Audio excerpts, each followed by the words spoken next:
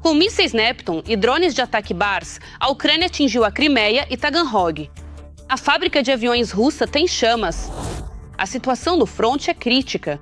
Os russos se entrincheiraram em Pokrovsk e estão tentando cercar Mirnograd. Putin está se preparando para mobilizar mais 1 milhão de pessoas em 2026 e jovens mulheres estão sendo incentivadas a ter filhos já aos 18 anos. Negociações secretas entre o ZEUA e a Rússia em Abu Dhabi. Como assim? O Kremlin reagiu ao novo plano de cessar a guerra. Escândalo tcheco. A empresa Reactive Drone roubou quase 700 milhões de coroas das Forças Armadas da Ucrânia, vendendo drones 20 vezes mais caros. 76% dos eleitores de Trump apoiam sanções contra a Rússia e 72% são a favor da venda de mísseis Tomahawk para a Ucrânia. Olá, meu nome é Yulia Coca e agora vamos às principais notícias. Mas antes, deixe seu like neste vídeo e se inscreva no nosso canal para que a gente não se perca mais aqui pelo YouTube. As forças de defesa da Ucrânia lançaram ataques com mísseis Neptune e drones de ataque Bars contra alvos estratégicos russos. Em Taganrog, na noite de 25 de novembro, houve um grande incêndio após um ataque. Sim, o avião entrou. O barulho lá durou bastante tempo.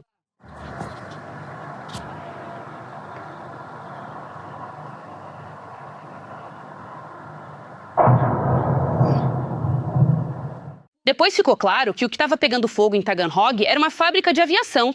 De acordo com informações oficiais do Estado-Maior das Forças Armadas da Ucrânia, em Taganrog, na região de Rostov, foram atingidos a fábrica de reparos de aeronaves Tantka, em nome de GM Beriev, e a empresa de produção de drones Molnia Atlantiaero. Durante o ataque à fábrica Tantka, em nome de Beriev, provavelmente foi danificado o avião experimental A-60.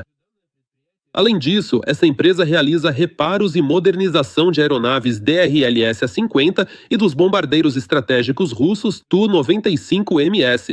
Aliás, para a modernização de 6 aviões Tu-95, o governo russo destinou cerca de 270 milhões de dólares. A noite também foi tensa na ocupada Sebastopol. E aqui já é Gelendik.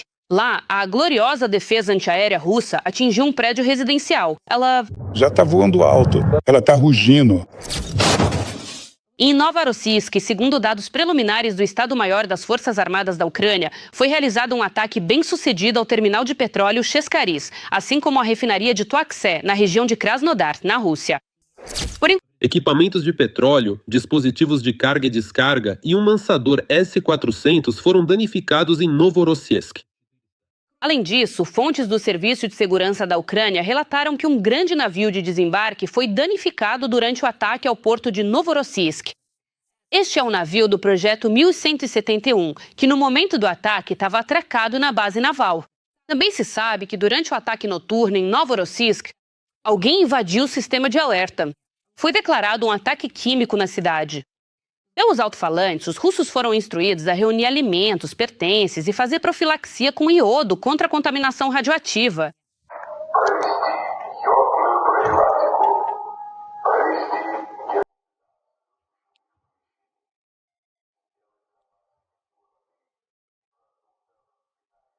Lendo os comentários dos episódios anteriores, vejo que muitos nos assistem do Cazaquistão, Moldávia, Europa e até dos Estados Unidos.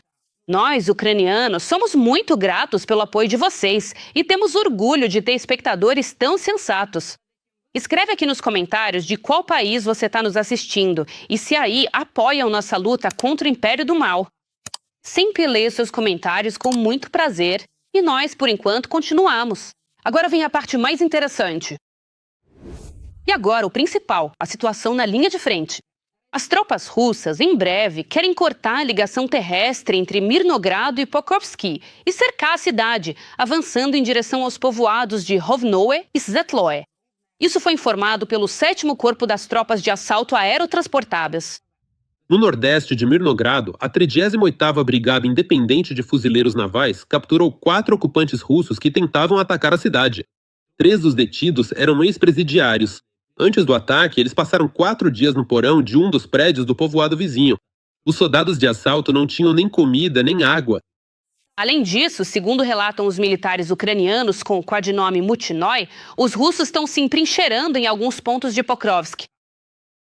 A história de que as forças armadas limparam o centro de Pokrovsk é bobagem. Os russos não entraram lá por acaso. Eles enterraram de verdade, com pontos fortificados dentro dos prédios.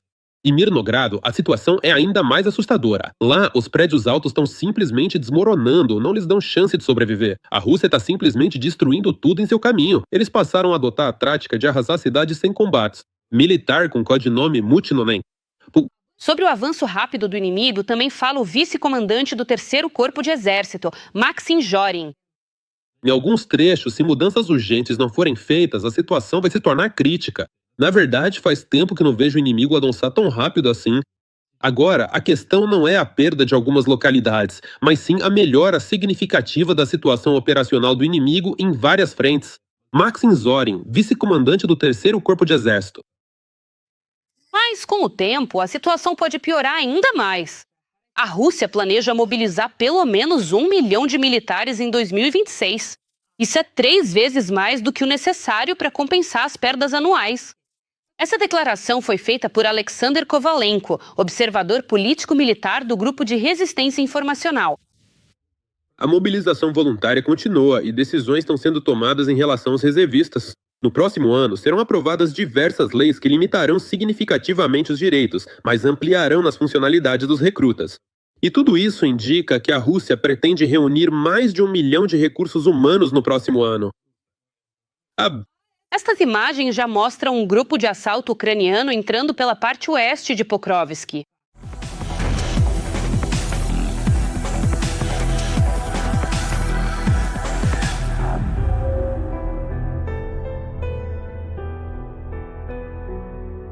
Militares russos também conseguiram, de forma heróica, relatar a libertação de Konstantinovka, na região de Donetsk. Portanto, um militar ucraniano refutou tudo, especialmente para eles, na própria Konstantinovka. Quem já esteve em Konstantinovka entende onde eu estou agora. Não me canso de admirar a coragem e o heroísmo dos soldados ucranianos. Eles seguram a linha de frente e enfrentam uma horda enorme que os superam em número. Por isso, peço que apoiem as Forças Armadas da Ucrânia. E se não for possível ajudar financeiramente, escreva palavras de apoio para eles nos comentários. Eu sei que eles estão nos assistindo. E agora, vamos falar sobre as negociações de paz. Como mencionamos anteriormente, o plano de paz do ZEUA, que tinha 28 pontos, foi reduzido. Mas segundo o membro da delegação ucraniana, conselheiro do chefe do gabinete do presidente, Alexander Bevza, em Genebra fizeram muito mais. Parte dos pontos foi reescrita, parte foi alterada. Nenhuma observação do lado ucraniano ficou sem resposta. Segundo informações do Financial Times, agora o plano de paz consiste em 19 pontos. Isso foi praticamente confirmado pelo presidente Zelensky, que declarou, e cito, agora a lista de passos necessários para acabar com a guerra pode se tornar viável. Agora a lista de passos necessários para acabar com a guerra pode se tornar viável. No momento, depois de Genebra, há menos pontos, já não são mais 28, e muitos foram devidamente considerados nesse quadro. Ainda há trabalho a ser feito por todos juntos. É muito difícil para fazer o documento final, é preciso fazer tudo com dignidade, e nós valorizamos que a maior parte do mundo está disposta a nos ajudar, e o lado americano está com uma postura construtiva. Praticamente o dia inteiro de ontem foi dedicado a reuniões. Foi um trabalho difícil e extremamente detalhado. Ontem, durante o dia, houve reuniões. Foi um trabalho não apenas difícil, mas extremamente detalhado. Enquanto isso, a Bloomberg informa que, do plano de paz, foi retirado, em particular, o ponto sobre o uso dos ativos russos congelados para a reconstrução da Ucrânia.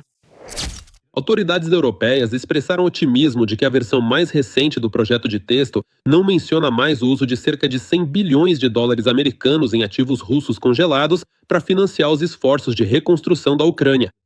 A proposta estipulava que os Estados Unidos receberiam 50% dos lucros. E os ativos congelados não utilizados serão direcionados ao Fundo de Investimento e à Rússia.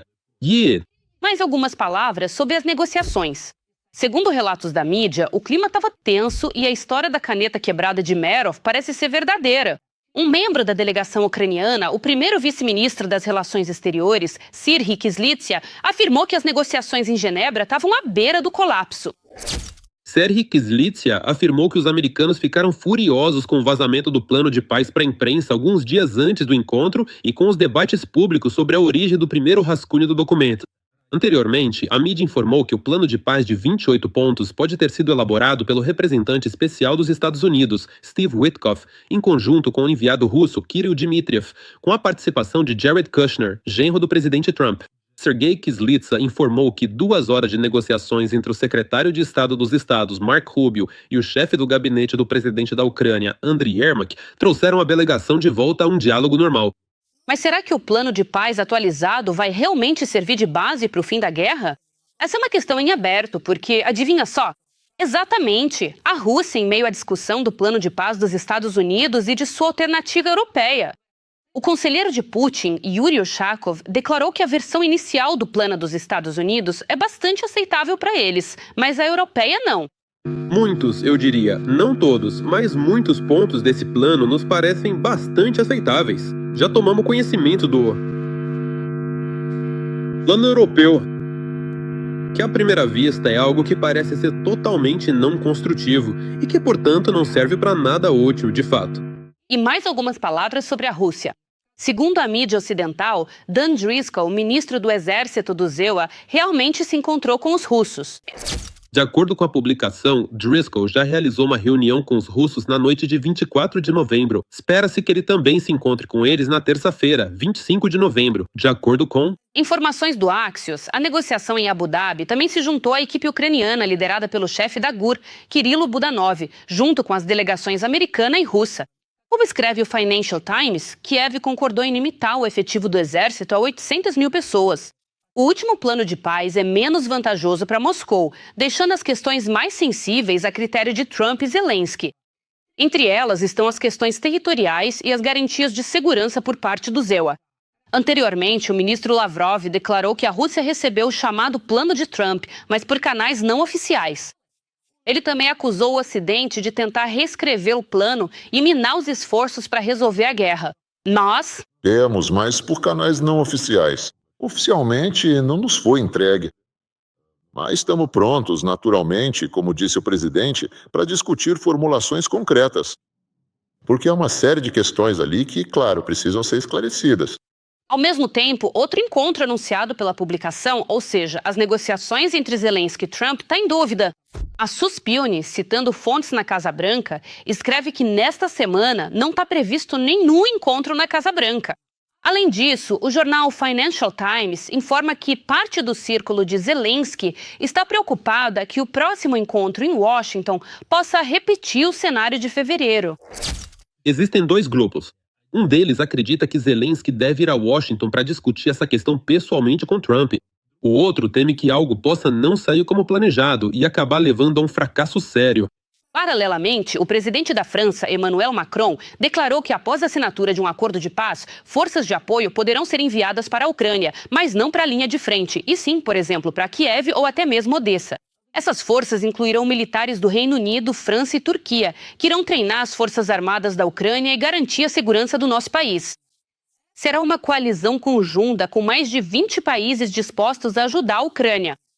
Há soldados britânicos, franceses e turcos que, no dia da assinatura da paz, ou seja, fora de um contexto militar, estarão lá realizando operações de treinamento e segurança, assim como fazemos em alguns países no flanco leste da OTAN.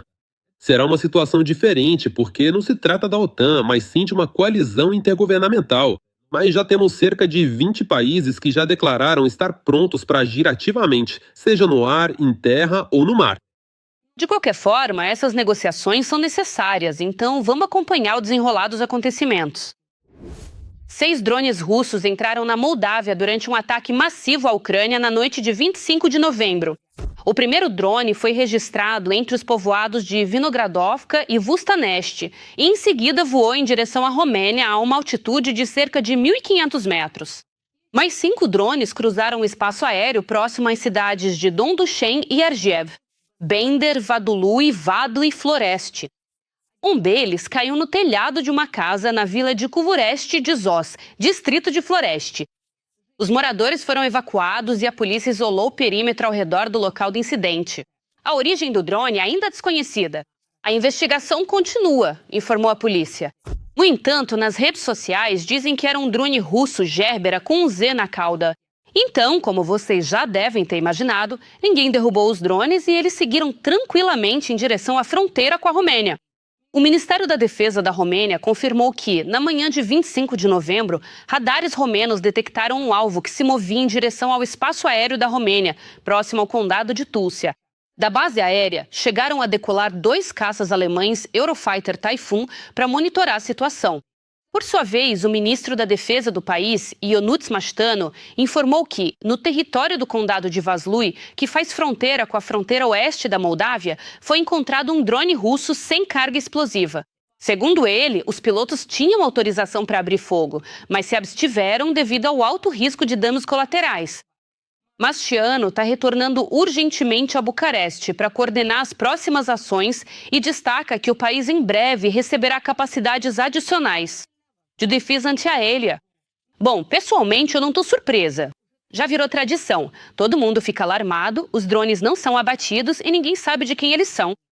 E o que vocês acham? Escrevam suas opiniões nos comentários. Enquanto isso, o Ocidente está se preparando para uma guerra com a Rússia. Em particular, a Polônia já reconhece que uma investida de Putin contra Varsóvia é bem real. E, ao mesmo tempo, no Reino Unido e na França também estão sendo feitas várias declarações de grande repercussão. Todos os detalhes são conhecidos pelos nossos jornalistas. A guerra entre os países ocidentais e a Rússia está se tornando cada vez mais provável. À medida que analiso os fatos, chego à conclusão de que a guerra entre a Europa e a Rússia está se tornando cada vez mais evidente. Isso não é um boato vazio. Todos estão se preparando para isso. O aumento do equipamento militar, o fortalecimento das fronteiras e o crescimento do orçamento de defesa. Tudo isso para enfrentar o Kremlin daqui a alguns anos.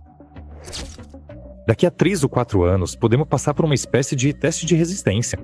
Ela já se manifesta em formas híbridas, mas pode se tornar muito mais severa.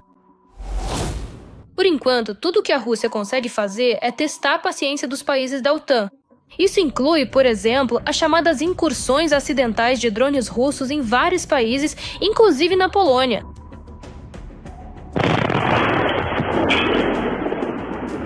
Após a recente explosão na ferrovia, as autoridades polonesas anunciaram o lançamento da nova Operação Horizonte para proteger a infraestrutura crítica contra sabotagens. Muito provavelmente trata-se apenas de áreas de armazenamento vindas da Ucrânia e da Bielorrússia. Muito provavelmente. Nada além disso, 10 mil pessoas, no que estamos falando? Bom, isso é pouco, é uma quantidade muito pequena. Nossa força de fronteira inteira tem cerca de 40 mil pessoas.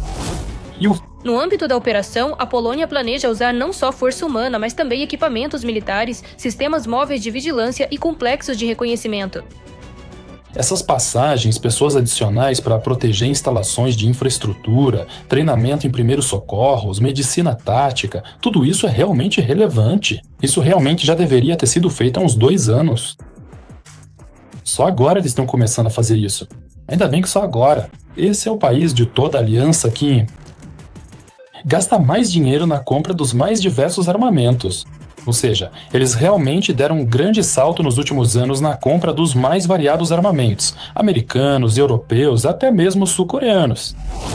Varsóvia também lançou um programa para preparar os cidadãos com habilidades básicas de segurança, desde primeiros socorros até ações em situações de emergência. Os países bálticos já vivem nesse modo há muito tempo. Eles estudam medicina tática e drones há bastante tempo. Pelo visto, o trabalho deles não está andando. Mas, mais uma vez, essa é uma história comum que deveria acontecer em todos os países que entendem e sentem que, mais cedo ou mais tarde, a Federação Russa vai chegar até eles. No caso do Reino Unido e da França, já foi decidido exatamente quais unidades serão enviadas para a Ucrânia. Mas o que fica claro após o acordo de paz? O número deles será mínimo. Ou seja, provavelmente estamos falando de 10 a 15 mil pessoas de cada país. Mas, de novo, é uma quantidade muito pequena. Muito pequena, eles não vão conseguir fazer nada. Nossa linha de frente com a Federação Russa é ativa. São 1.250 quilômetros. 1.250. Para uma missão de paz, essa quantidade certamente não é suficiente. Mesmo assim, qualquer preparação militar do Ocidente não agrada nem um pouco ao Kremlin. Eles estão se forçando a aumentar ainda mais os orçamentos militares. Alguns países, como a Polônia, já chegaram quase a 5%. Outros países estão seguindo esse caminho, embora isso destrua suas economias. Mas a principal questão é, até que ponto os países europeus realmente estão prontos para enfrentar o Kremlin neste momento e quanto tempo ainda precisam para se preparar? Disseram-me que Mania precisa de pelo menos mais 2 anos para conseguir organizar seu exército. Mínimo de 10 anos. Idealmente, 5 anos. Idealmente de 5 a 7 anos, no mínimo 2, mas não menos que 2. Porque não se trata apenas de projéteis, não se trata apenas de tanques. É claro que envolve dinheiro, verbas, fazer pedidos, começar a montar o equipamento. São pessoas. De tempos em tempos, os países da OTAN demonstram abertamente novos modelos de armamentos, lembrando ao Kremlin de suas capacidades. A Turquia apresentou o primeiro caça não tripulado Bayraktar Kızılelma, que agora está equipado com armamento nacional. Os ZIL estão iniciando o desenvolvimento do novo caça F-47. Segundo Trump, o F-47 terá um novo nível de invisibilidade. E a Alemanha está até mesmo preparando os soldados da Bundeswehr para treinar ações no caso do pior cenário possível.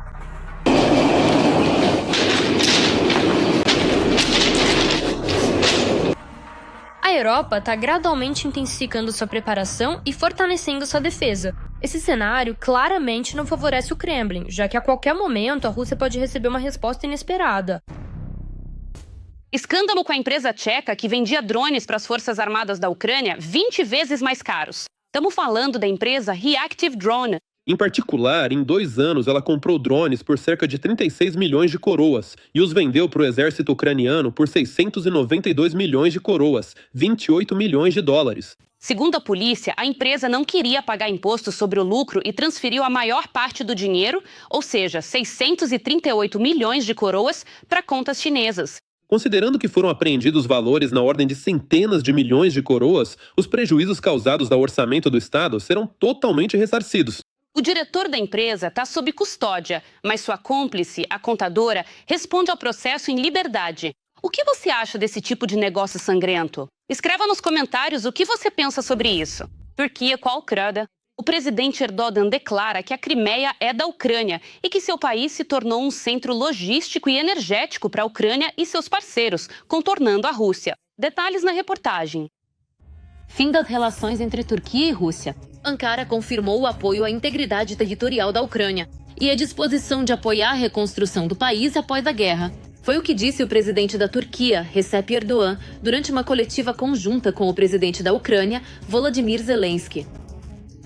Mais uma vez, reafirmamos nosso compromisso com a integridade territorial, soberania e independência do nosso parceiro estratégico, a Ucrânia. Ao mesmo tempo, nós, Turquia, estamos sempre prontos para discutir com a Rússia propostas que acelerem o cessar-fogo e abram caminho para uma paz justa e duradoura. Em resposta, Volodymyr Zelensky destaca: a Turquia está se tornando um parceiro-chave, não só em questões de segurança, mas também na retomada das trocas de prisioneiros, um processo que a Ucrânia espera reiniciar ainda antes do final do ano. Agora, muitos processos foram ativados e estamos nos esforçando para que toda essa atividade seja direcionada justamente para a paz, para uma paz digna e segurança garantida. Se olharmos para a política turca, ela sempre foi voltada para os próprios interesses, tanto em relação à Ucrânia quanto em relação à Rússia. Ou seja, a Turquia não está, recusando o comércio com a Federação Russa. Eles fazem tudo o que está no interesse deles. Com certeza. Agora, estamos entrando na esfera de interesses da Turquia. Eles nos apoiam. De certa forma, eles nos apoiam. A política da Turquia reflete muito claramente toda essa política oriental milenar, muito bem pensada, muito inteligente, quando, em primeiro lugar, em qualquer situação, vêm os próprios interesses e, principalmente, os interesses econômicos. No entanto, ainda paira uma certa tensão nas relações entre a Rússia e a Turquia. Turistas russos ficaram bloqueados a bordo do navio de cruzeiro Astoria Grande, na costa da Turquia. Em Istambul, a embarcação não recebeu permissão para atracar no porto. A bordo estavam mais de 600 pessoas, moradores do Krai de Krasnodar, Moscou e da região de Leningrado, que compraram um cruzeiro de 2 semanas no valor de cerca de $3 mil. O navio deveria fazer paradas em Marmaris, Antalya, Bodrum e Izmir. Anteriormente, uma situação semelhante ocorreu com a balsa Sebrit, que deveria restabelecer o serviço de transporte de carga e passageiros entre Trabzon e Sochi, após uma pausa de 14 anos. Ao chegar em Sochi, a embarcação não conseguiu atracar e retornou para a Turquia. As autoridades russas explicaram a recusa alegando suposta falta de preparo técnico dos portos e a impossibilidade de garantir a recepção segura das embarcações. Na Rosmi, já chamam isso de uma resposta da Turquia às ações das autoridades russas. Dizem que a restrição do transporte está se tornando uma ferramenta de pressão e um indicativo de que a Turquia está se inclinando para apoiar a Ucrânia e limitar as possibilidades russas no Mar Negro. A Turquia também é um importante centro logístico para a Rússia. Afinal, não podemos esquecer que tanto os oleodutos quanto os gasodutos que passam pelo território da Turquia, em primeiro lugar, fornecem gás e petróleo da Rússia. Por isso, os turcos, ou seja, o lado turco, não são apenas um hub para a Ucrânia, mas também, e de fato o mais importante e único, hub para a Rússia. Eles desempenham um papel fundamental e insubstituível nesse contexto. Enquanto isso, Erdogan teve uma conversa telefônica com o ditador russo. Segundo o Kremlin, as partes discutiram as relações bilaterais, a guerra entre a Rússia e a Ucrânia, além de questões regionais e globais. Putin supostamente confirmou o interesse do lado russo em resolver o conflito por meios políticos e diplomáticos. Foi realizada uma troca de opiniões sobre a situação em torno da Ucrânia, inclusive no contexto das propostas americanas para uma resolução pacífica. Vladimir Putin destacou que essas propostas, na versão com a qual tomamos conhecimento, seguem a linha das discussões ocorridas na reunião de cúpula russo-americana no Alasca e, em princípio, podem servir de base para uma resolução pacífica definitiva, informou o Kremlin. O presidente Erdogan, por sua vez, declarou que a Turquia está pronta para continuar os esforços em prol de uma paz justa e duradoura e participar de quaisquer iniciativas diplomáticas que possam ajudar no diálogo direto entre as partes. A Turquia está pronta, como sempre, para contribuir com todas as iniciativas e planos diplomáticos que promovam contatos diretos entre as partes e abram caminho para uma paz duradoura em nossa região, informou o Departamento de Comunicação da República da Turquia. Embora Ankara busque manter seu papel de mediadora nas relações entre Rússia e Ucrânia, suas últimas ações demonstram uma orientação cada vez mais clara para o direito internacional e o apoio à soberania ucraniana. A maioria dos eleitores de Trump apoia a ajuda à Ucrânia e é contra a perda de territórios por parte do país. Ao mesmo tempo, 83% querem que o lado americano mantenha seus compromissos em relação à Ucrânia e à União Europeia. É o que mostram os resultados da pesquisa de opinião da The Vandenberg Coalition. O documento afirma que 15% dos eleitores entrevistados querem que os Estados Unidos interrompam completamente o apoio à Ucrânia. 76% dos entrevistados declararam que apoiam as sanções contra a Lukoil e a Rosneft sobre a exportação de energia russa. E nada menos que 72% dos eleitores de Trump estão convencidos de que os Estados Unidos devem ajudar a Ucrânia a responsabilizar a Rússia pela agressão do ditador russo Putin. Ao mesmo tempo, metade desse percentual é a favor da troca de informações de inteligência dos Estados Unidos com a Ucrânia ou do fornecimento de mísseis Tomahawk. É interessante notar que a maioria dos entrevistados culpa Putin pela incapacidade de garantir um cessar-fogo. Ao mesmo tempo, apenas 16% apoiam a posição do país agressor, segundo a qual a Ucrânia deveria abrir mão de seus territórios. E o que você acha desses resultados? Você compartilha da opinião dos americanos ou não? Escreve aí, não se contenha nos comentários. O estúdio de cinema Mosfilm está patrocinando a guerra da Rússia contra a Ucrânia, comprando drones e também forneceu tanques para os ocupantes. E isso enquanto o Ocidente voltou a flertar com representantes da cultura do país agressor, abrindo portas para eles em festivais e entregando prêmios.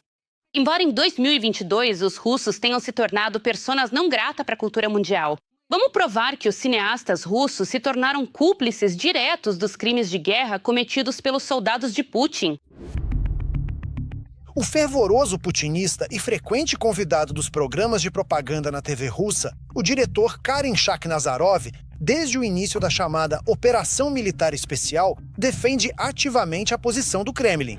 A Ucrânia, na verdade, é apenas um quadro de transição naquela grande, gigantesca, por assim dizer, pintura, na qual ela não desempenha absolutamente nenhum papel. Mas acontece que o diretor da Mosfilm não só ajuda o exército russo com palavras, mas também com ações. Ainda no ano passado, Shakhnazarov admitiu no Kremlin a Putin que ajudava as tropas de ocupação. Prestamos ajuda beneficente de 8 milhões este ano, incluindo 6 milhões para as necessidades da Operação Militar Especial. Aliás, em 2023, entregamos às Forças Armadas 28 tanques T-55, 8 tanques PT-76, 6 BMPs e 8 tratores, que estavam armazenados em nossa base técnico-militar. Fiquei sabendo que havia necessidades. Entrei em contato com o Ministério da Defesa. Eles levaram esses veículos. Keren Shakhnazarov, diretor da Mosfilm. Antes do início da invasão em grande escala, as compras relacionadas ao setor militar na Rússia eram praticamente mantidas em segredo. E já no outono de 2022, o governo russo, por meio de um decreto especial, permitiu que as regiões, como uma medida especial na área econômica, comprassem para os mobilizados, com recursos dos orçamentos locais e instituições estatais, produtos de uso duplo, drones, dispositivos de visão noturna, binóculos e miras. A partir desse momento, a Mosfilm começou a coletar ajuda humanitária para os militares russos, alimentos, medicamentos. Mas, na verdade, o estúdio de cinema, chefiado pelo propagandista Shakhnazarov, acabou se tornando uma intermediária para a compra pelos militares russos de drones chineses e sistemas de guerra eletrônica sob o pretexto de ajuda humanitária.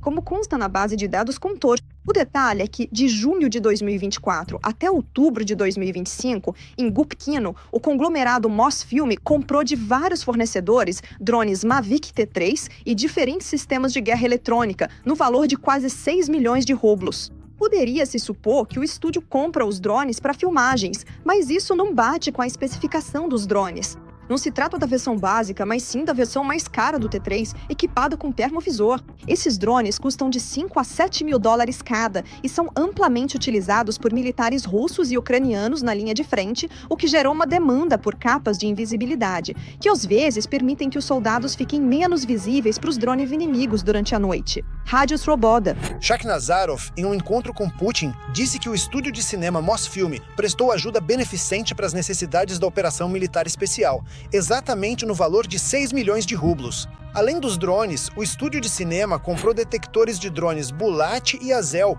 bloqueadores de UAV Romacha, além da estação de guerra eletrônica Capuchon. Mas o que move Shakhnazarov não é só o patriotismo e o amor pela Rússia. A guerra na Ucrânia é uma ótima oportunidade para lucrar. Shakhnazarov, toda essa baboseira política que ele vem falando há muitos anos na televisão russa é só uma tentativa de afogar nesse palavrório ufanista seus negócios obscuros, sombrios, de corrupção e crime. E por isso ele é ainda mais. Aliás, quem está mais sujo é quem mais tenta se mostrar como um grande patriota, porque ninguém cobra nada dos ufanistas. Ninguém vai encurralar o Shakhnazarov nem investigar os documentos financeiros desse Mosfilm. Shakhnazarov vai logo gritar que são alguns bandeirovs se vingando dele por sua atividade ufanista. No final de agosto, em Stavropol, o tribunal mandou para a colônia 6 pessoas consideradas culpadas de fraudes na compra de ajuda humanitária para militares através de órgãos públicos da região. Talvez esse destino também aguarde Shakhnazarov mais cedo ou mais tarde.